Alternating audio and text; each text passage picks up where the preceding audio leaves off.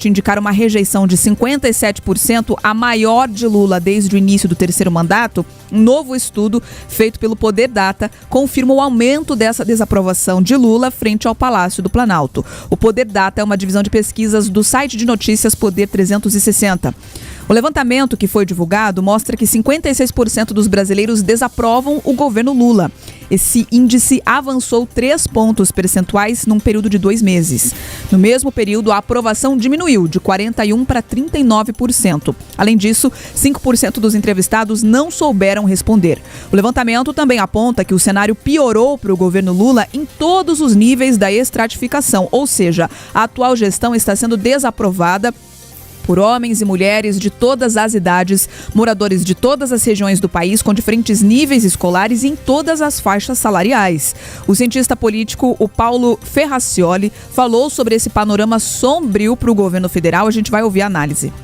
O resultado dessas duas pesquisas reforça uma tendência que já era vista desde o início do ano, de aumento na reprovação do governo Lula. E diversos acontecimentos desse primeiro semestre ajudaram essa reprovação a aumentar. Inclusive, o caso das aposentadorias, dos descontos irregulares e o caso mais recente também do aumento no IOF. São todos fatos que abalaram a imagem do governo Lula e isso reflete na desaprovação. O que é importante notar também é que a queda acontece em todos os grupos etários, inclusive em grupos nos quais havia grande aprovação ao governo Lula, como entre os jovens, e que agora a desaprovação vem aumentando repetidamente em todas as pesquisas. Pelas duas pesquisas, a aprovação do presidente é em torno de 40%. Um patamar que os estudos de política presidencial em diversos países já demonstraram que esse patamar de 40% é um patamar que pode sim levar o presidente a ser reeleito. Mas é preciso tomar cuidado porque o atual presidente já chegou nos 40% e ainda falta 1 ano e meio de mandato. Então isso vai exigir um trabalho de comunicação, um trabalho de rever as políticas que já foram adotadas para evitar que essa aprovação caia ainda mais. Olha, sobre essa rejeição dos brasileiros em relação ao governo Lula, a gente também tem o extrato aqui da análise do advogado e cientista político Roosevelt Arraes. Ele comentou aí o resultado desse levantamento. A desaprovação do governo Lula vem se mantendo de estável para pior, um pouco pior, em relação às pesquisas que vêm sendo realizadas desde o início do ano. O que a gente tem notado é que o governo, apesar de apresentar algumas melhorias na economia, por exemplo, com o crescimento do PIB no primeiro trimestre e redução de desemprego, por um outro lado, em paralelo a esses acontecimentos que deveriam levar a uma maior aprovação, surgiram episódios de acusação de corrupção no INSS, a questão do aumento de impostos, e isso pega especialmente nos eleitores da região Sul, Centro-Oeste e Sudeste. Então isso pesou bastante para que o governo, em vez de ter um aumento na sua popularidade em razão desses fatos positivos, ele acabou tendo, na verdade, uma pequena perda de popularidade, justamente porque, vamos dizer assim, com as boas notícias também vieram essas más notícias. Também a gente deve considerar 2 outros fatores. Nós estamos já no 3º ano do mandato, então há uma série de expectativas que eventualmente continuam sendo frustradas, então é natural que o governo tenha uma perda de popularidade e nós também temos um cenário em que vários governadores alinhados a um espectro mais liberal, mais à direita, também estão se anunciando como pré-candidatos à presidência e isso também pesa em favor da popularidade desses governadores que são pré-candidatos, em detrimento do atual presidente da República, que acaba não conseguindo melhorar o seu resultado, o seu desempenho de popularidade nesses estados em que há pré-candidatos já se anunciando, como é o caso do Paraná, São Paulo, Goiás, Rio Grande do Sul e tantos outros. O levantamento foi feito pelo Poder Data entre os dias 31 de maio e 2 de junho por telefone. Foram ouvidos 2.500 eleitores em 218 municípios de todos os estados e também do Distrito Federal. A margem de erro é de 2 pontos percentuais e o intervalo de confiança é de 90%. 85%. As duas notícias que a gente trouxe aqui estão conectadas. Fraude do INSS e maior derretimento aqui da imagem de Lula frente aos brasileiros. Começando pela pesquisa aqui, não é mais uma tendência de queda aqui da popularidade do presidente da República. Isso já é um fato bastante consolidado. Todos os últimos levantamentos, dezenas que a gente tem observado desde o início do ano, apontam uma queda e sempre em níveis consecutivos. Em alguns momentos é 1 ponto percentual, em outros chega a 3, mas a gente nunca vê um aumento da popularidade do presidente da República.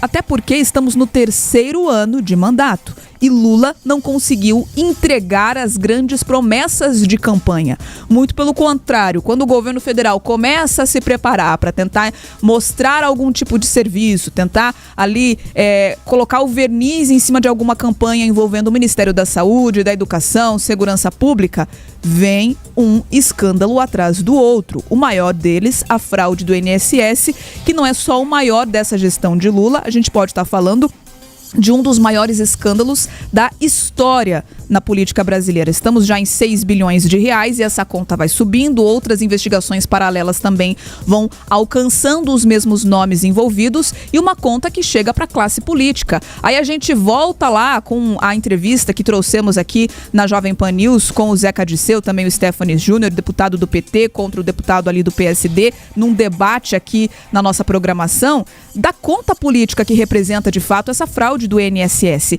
É um jogo de empurra, só que o brasileiro não quer saber quem é o culpado. O brasileiro, aliás, quer saber quem é o culpado, mas não quer nesse momento se preocupar em qual é o político culpado, mas simplesmente os aposentados e pensionistas querem ser ressarcidos. E aí a gente vem também com a forma, a matemática que o governo está fazendo isso. Eu nunca vi governo tirar do bolso para pagar prejuízo, sendo que na teoria, não teria saído ali do governo. Geralmente a justiça encontra os culpados e os culpados têm que ressarcir os cofres públicos. Não é assim que funciona? Não foi assim que funcionou também na Operação Lava Jato? Descobriram quem eram os envolvidos, que saquearam ali os cofres públicos e eles precisaram estornar esse valor. Agora, a gente está vendo uma matemática invertida, porque o governo federal tenta sim fazer política com essa devolução dos valores.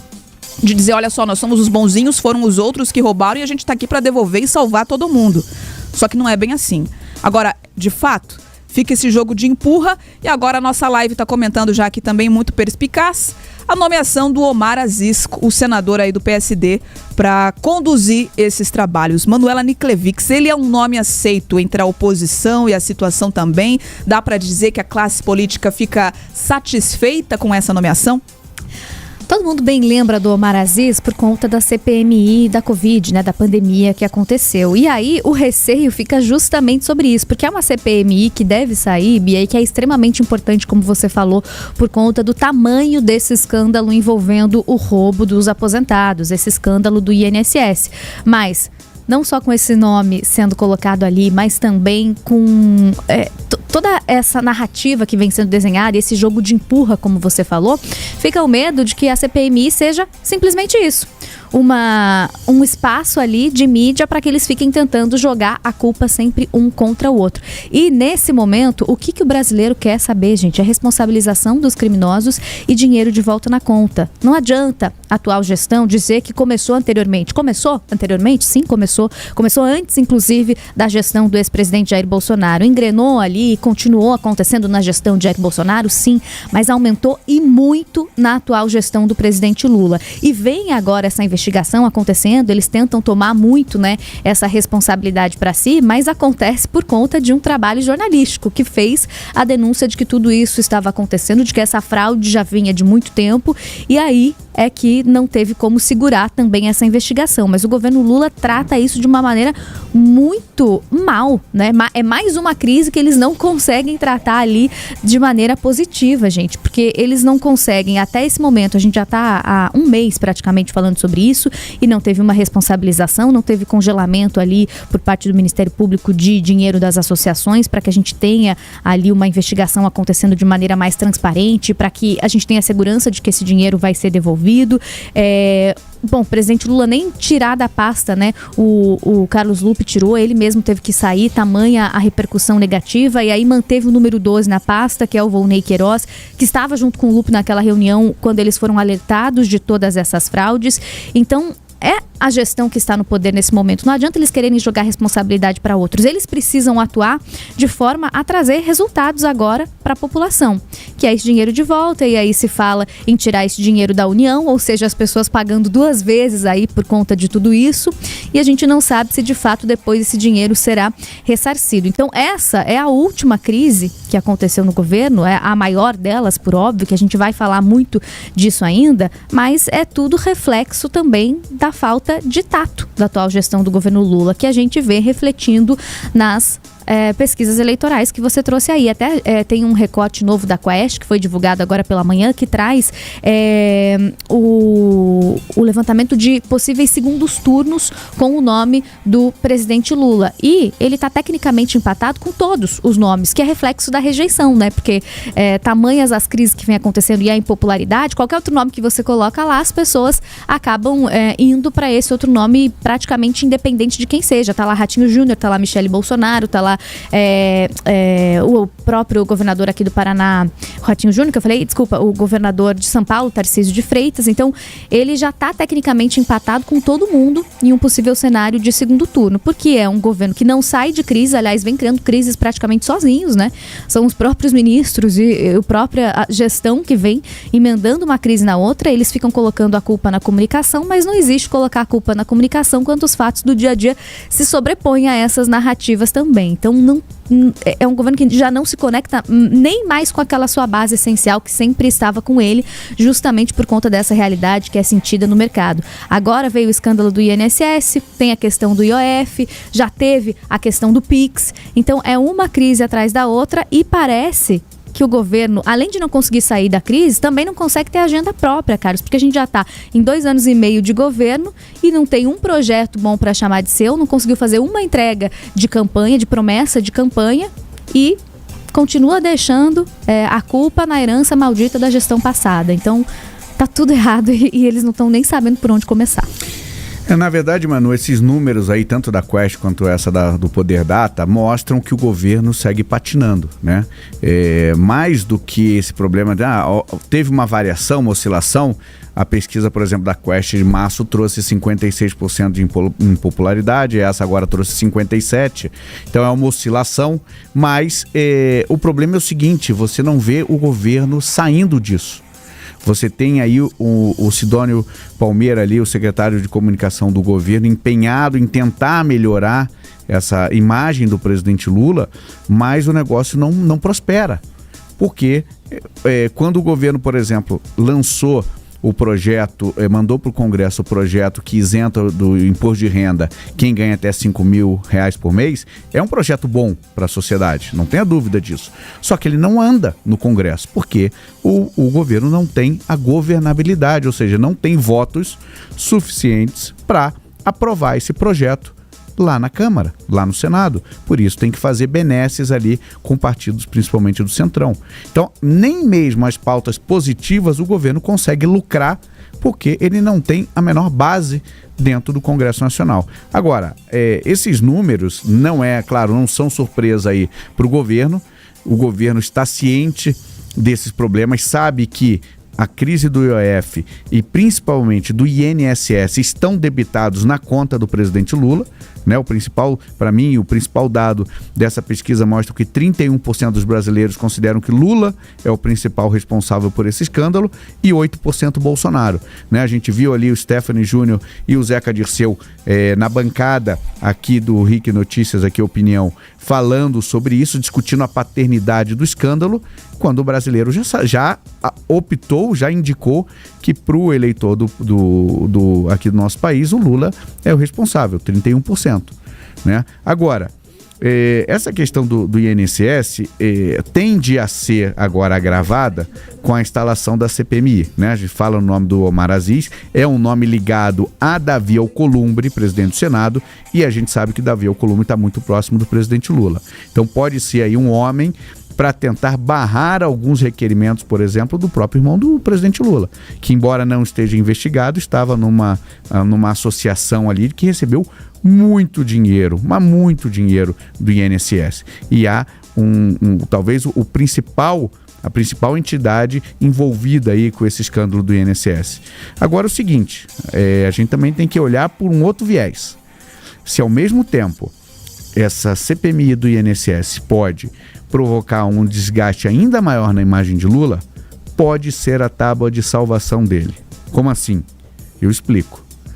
Existe já na investigação uma suspeita de um grupo de parlamentares, a gente já falou isso aqui, que recebia mesada desse escândalo, né? São deputados e senadores, a gente não sabe o nome ainda, dizem que por volta de 20 congressistas recebiam desse escândalo mesadas.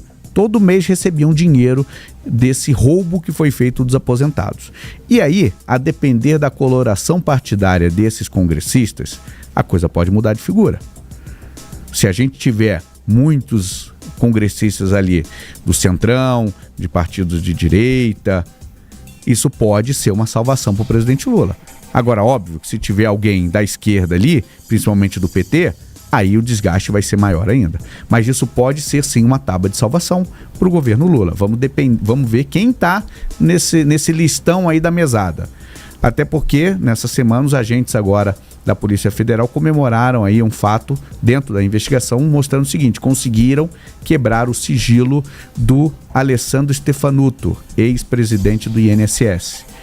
Conseguiram ter acesso aos dados do celular dele. E ali pode ter alguma pista sobre esses congressistas que recebiam dinheiro agora ali dessa mesada. Automaticamente, se confirmando essa notícia de participação de deputados e senadores nesse escândalo do INSS, juridicamente acontece o quê? Para a investigação, vai direto para o Supremo Tribunal Federal. E aí, voltando a depender dos nomes dessa lista, essa investigação pode ser acelerada ou ela pode entrar numa gavetinha de um dos ministros ali, isso tudo em pleno ano pré-eleitoral.